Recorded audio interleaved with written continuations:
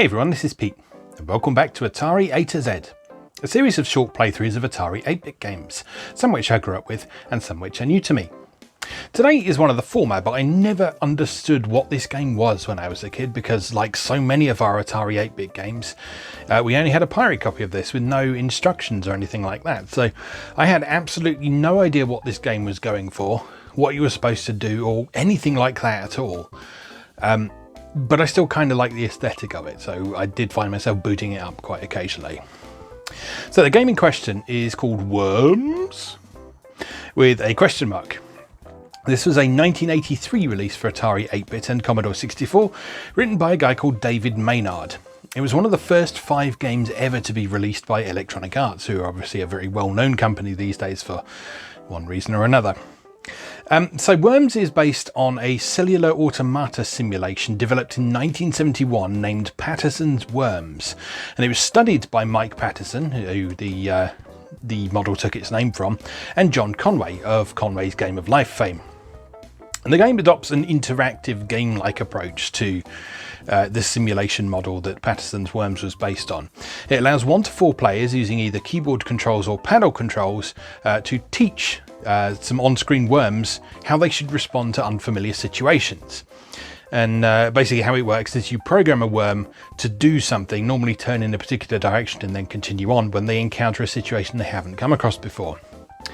And the goal of Worms, such as there is one, is to capture as much of the playfield as possible by laying the last of 6 possible trails into a territory. So basically the playfield is made up of different territories, and if you are the one who puts the last route into that territory, then you score a point. It's all a bit difficult to explain in theory, but it will hopefully make a bit more sense when we come to play it. Now I've actually read the manual, I sort of understand what's going on. I'm not any good at it, mind, but, well, what else is a beginner going to do? Let's go play Worms. Okay, here we are with Worms from EA. One of EA's first 5 games, in fact. You've got their cool old logo there. I always rather like this one. Now, like I say, back in the day, I had absolutely no idea what this game was, how to play it, or anything like that. I just rather like this intro sequence and the aesthetic it has going on. And yeah, turns out it's a kind of interesting game. We've got the demo mode running here, where the worms are just drawing pathways and trying to capture various areas on the screen.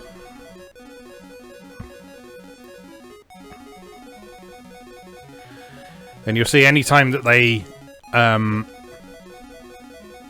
capture the last way into a particular segment on the screen, it'll glow, and that will score them a point.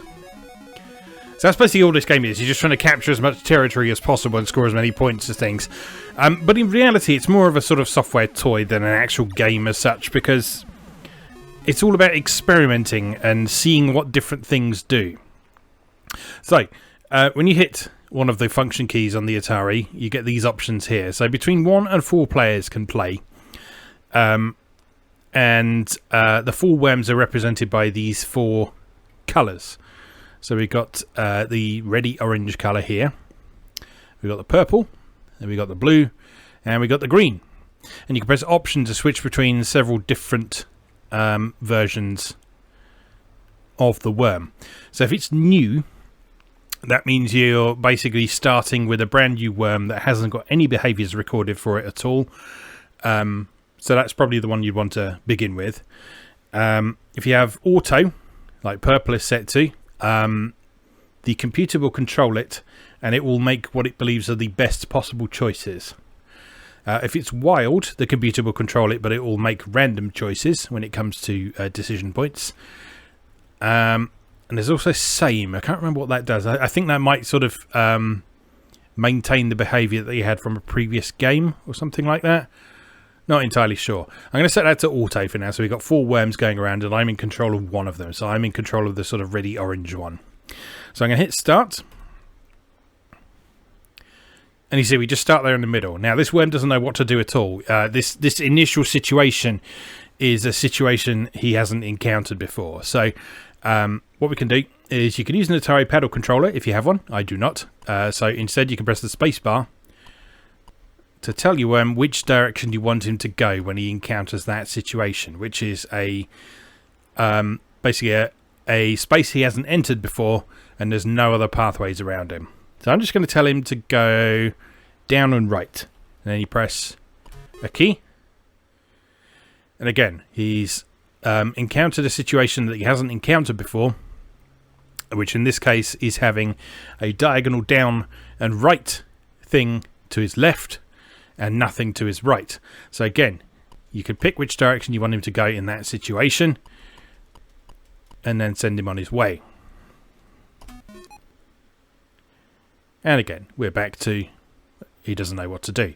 So basically what you do is you continually program all of these possible situations for the worm to encounter, and from there it will gradually learn to deal with these different scenarios automatically, and after a certain point it knows enough to just kind of keep going, and then you just have to sort of sit back and watch and see what the effect of your training has been. So I'm going to tell him to go there. Now we'll go back this way. Up here. And you see I've got 2 points down because I was the last person to fill in the last entry point to one of those hexagons. So purple's got 1 point. You can see that represented by the purple star, and I've got 2 points represented by the orange stars. Now you can lose in this if your worm gets to a point where there is nothing they can do. Then the worm dies, and that's the end of their game, and the other worms will continue until they all die. So you don't necessarily fill the screen, but obviously that's what you want to try and do.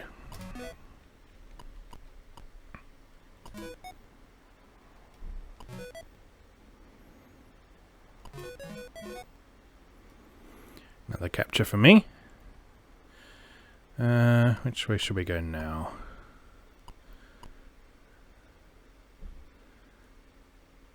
That way.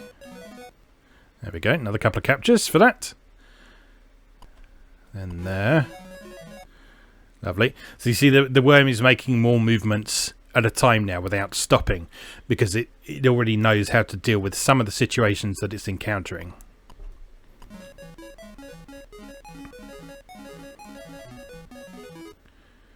And eventually you can kind of get it to recognize patterns and so on, and that's how you start scoring the big points. You get it to follow these patterns, and that will just naturally start producing some of these hexagons that you're trying to create.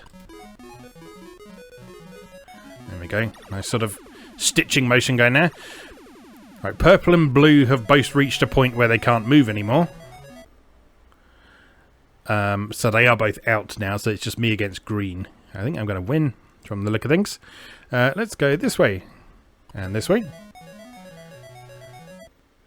Very nice. This way and over there, over there, over there.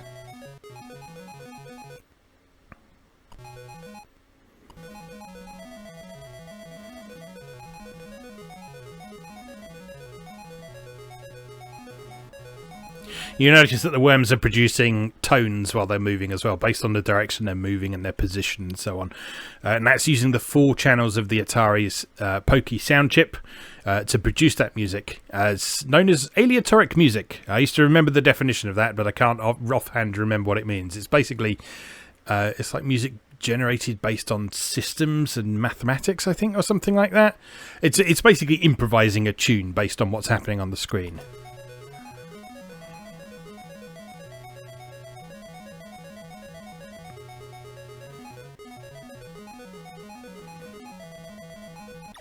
Oh, I'm out. And green is out. And I have won. Look at that. So that's how this game works. Yeah, so you just experiment with how the different worms do. In fact, let's try that that same option that we had before and see if that follows through on what we did this time. So in theory, my worm should just set off at the beginning and do its thing now. So let's see what happens. Not encountered that before. Let's just go that way. Yeah, there we go. So that's using the stuff it's already learned from the previous game and following those rules. Again, until it encounters a situation it hasn't come across before. We want to get out of there, really, don't we?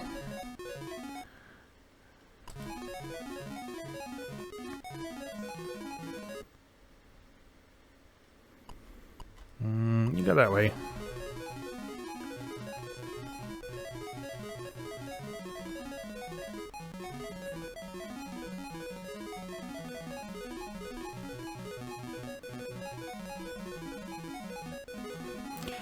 So now I understand what's going on in this game. This is really interesting. I mean, I'm not sort of big on my maths or anything like that, but I do find this kind of thing weirdly fascinating, just because it's an example of how computers can create art in various ways, I guess. So besides this being quite enjoyable to play, it's also generating some quite aesthetically pleasing patterns on the screen and some interesting music. Yeah, didn't do so well that time. Again, let's keep with my current model and see how that gets on.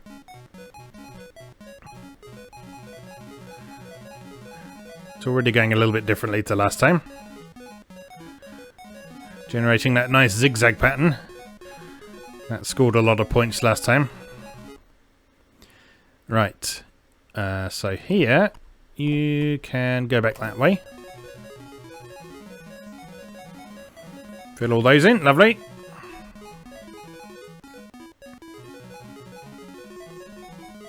Well, I think he's going to get trapped shortly. Yeah, there we go.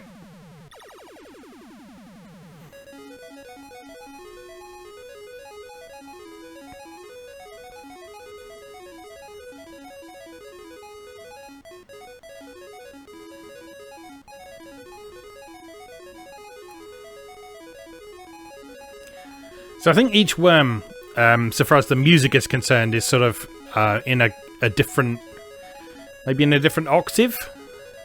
Something like that. So you can sort of distinguish them from each other in terms of sound as well. You can sort of hear that with me and the purple having gone, there were no lower sounds heard in the music. Alright, let's start a new worm and let's set everyone else to wild and see what happens. In fact, no, let's keep it on same and have the other three on wild and see what happens this time. Imagine I'm going to counter a lot more unexpected situations this time. Blue is already out. And so am I. Good work, everybody. Oh, that's interesting.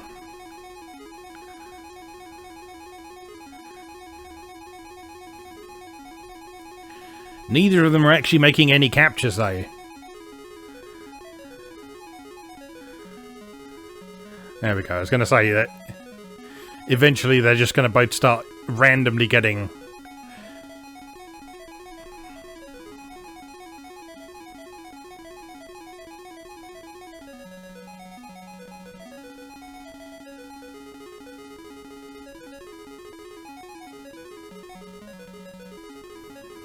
This is such an interesting program. And like I say, now I understand what it's doing and what you're supposed to do with it. It's even more fascinating to me. Like I say, I always liked this as a kid just for its aesthetic. I really like the sort of glowing worms look and the sounds and the music and the introduction and that sort of thing. That was a really interesting run. I'm going to just try that again with 3 wilds and my worm doing what it's done before. See, it's coming out completely different this time. Oh, and green is out already and so am I.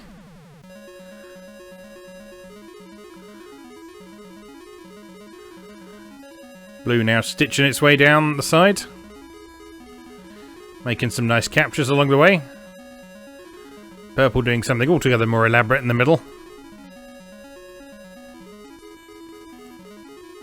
Both of them are pretty uncontested at the minute.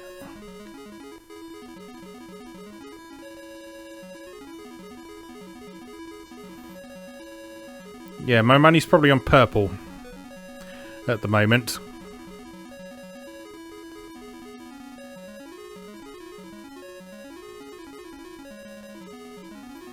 Oh no, blue has overtaken purple. Yeah, it might be on blue actually. It's going to be close either way. Oh, purple just has it. Alright, okay. So, I'm going to start a new worm. And keep those 3 on wild again. So, let's start by going this way. And then this way. And then this way. That way. There we go. I like getting those nice regular patterns. That's a lot of fun. It seems that the computer had the same idea as me.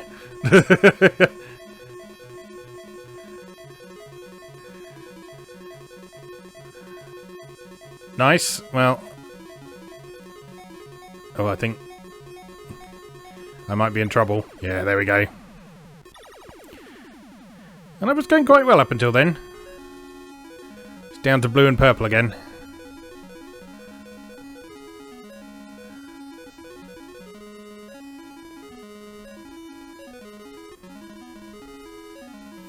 They're very close to each other though. I think they might take each other out at some point.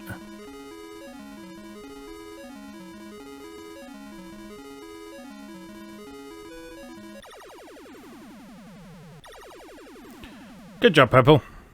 Right.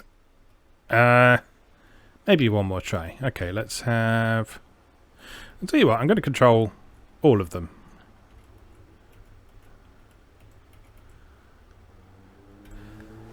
Right. So, orange worm is going to start by going this way. Purple worm is going to go that way. Blue worm is going to go that way. And green worm is going to go that way. Orange worm is then going to go here. Purple worm is then going to go here. Blue worm is going to go here. And green worm is going to go here. We will then follow that with here. And here. And here. And here.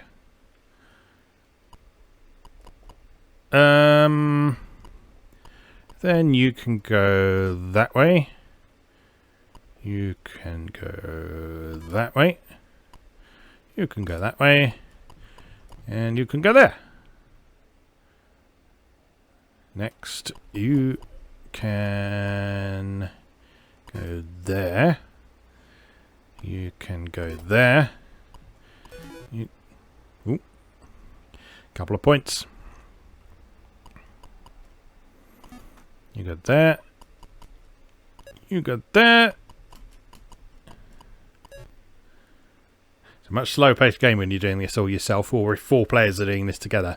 But I can see this being quite an interesting competitive game. I read some things from magazines at the time saying that sort of Worms tournaments became quite popular in their offices shortly after this came out.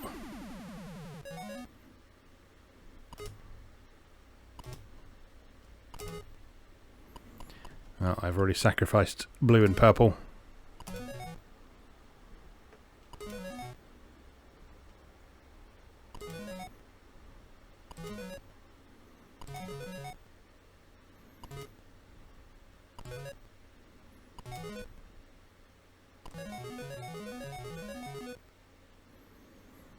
Well, I've got green into a repeating pattern.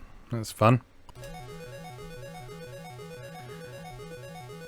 Which orange is busily taking.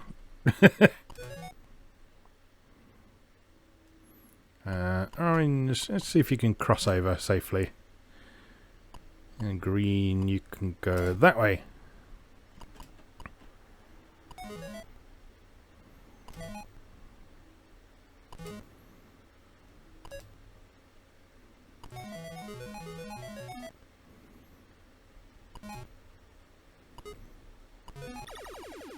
Oh. They are out. There seem to be 2 out at the same time. I guess that makes sense. Probably, mathematically. I don't know. Anyway, yeah. And for one grand finale then, let's set all of them to wild and see what happens next. Off you go, my pretties.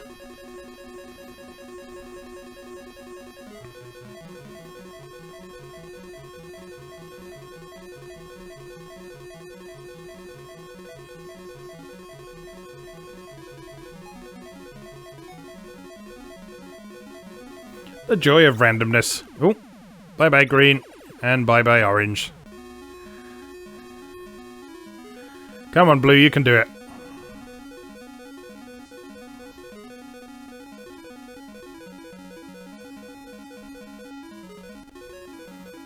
Show that purple dick who's boss.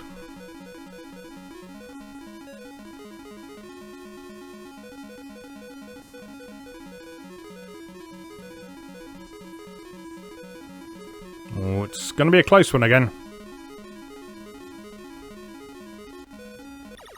Nope. Purple just has it. There we go. Alright, anyway. That is Worms by Electronic Arts. One of their first 5 games. Back from the era when their name, Electronic Arts, really meant what it said. They were very interested in the idea of using computers to create art in various ways. And hopefully you can see how this fits into that sort of philosophy there. Anyway, that's that. As always, thank you very much for watching, and I'll see you again next time.